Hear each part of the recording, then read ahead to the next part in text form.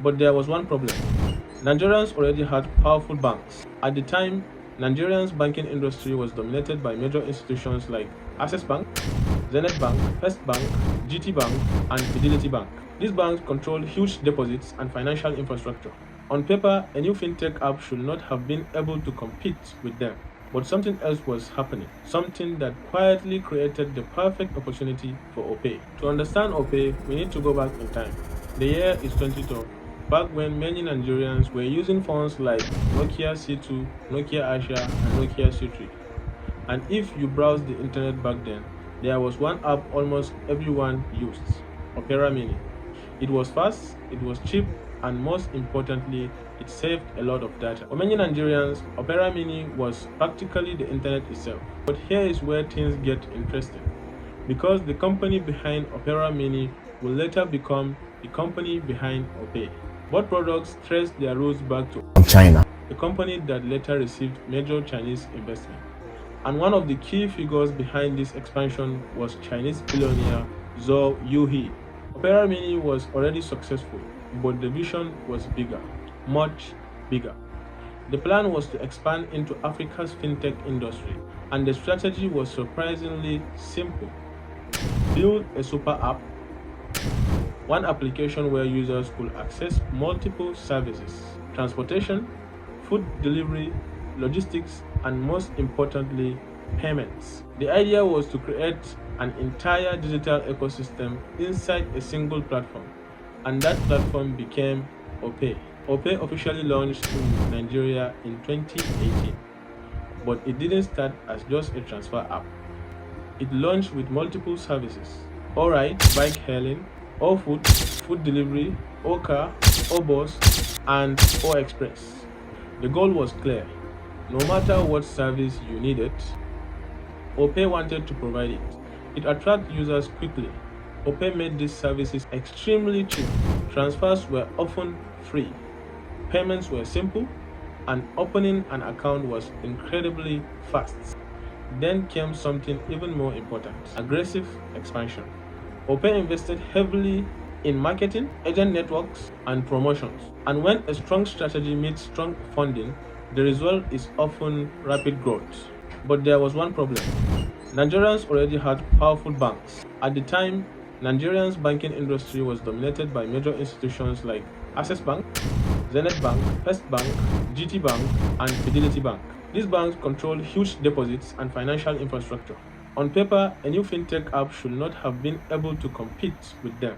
But something else was happening, something that quietly created the perfect opportunity for OPay. For years, many Nigerians were already frustrated with banking services. Failed transactions were common, ATM errors happened frequently, POS machines sometimes debited accounts without dispensing cash, and customer complaints about network problems were everywhere. In fact, reports at that time showed that large percentage of banking complaints were related to transaction failures. Bank queues at bank branches were also normal. So, by the time OPay entered the market, many Nigerians were ready for an alternative. Before we continue, a moment. If you appreciate unbiased videos like this, where we simply break down facts, it will mean a lot to me if you hit that like button. And if you haven't already, consider subscribing. Alright, let's continue. OPay understood something important, something many traditional banks ignored. To understand this, we need to briefly look at China. China already had successful digital payment systems like AliPay. Mobile payments were already deeply integrated into everyday life. So, the founders behind OPay didn't need to invent something completely new. They simply replicated a model that had already worked successfully in China. OPay's strategy was simple: focus on what customers actually need, not what banks assume customers need. Opening a traditional bank account could take time and paperwork. OPay simplified the process.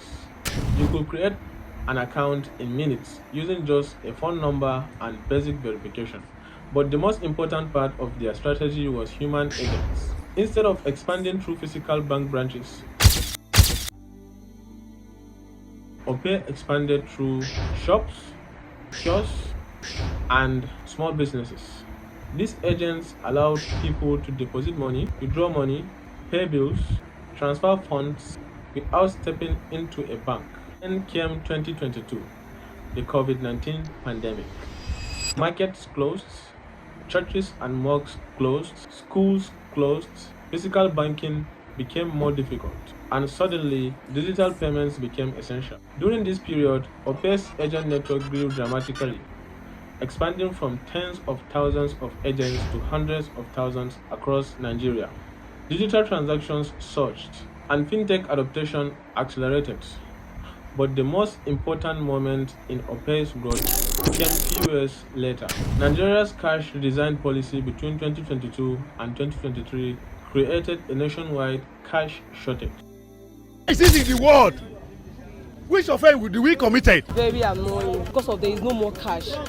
I have the money, but I can only collect just 20,000 naira in my account. Like me now, since morning, the anger in me is too much.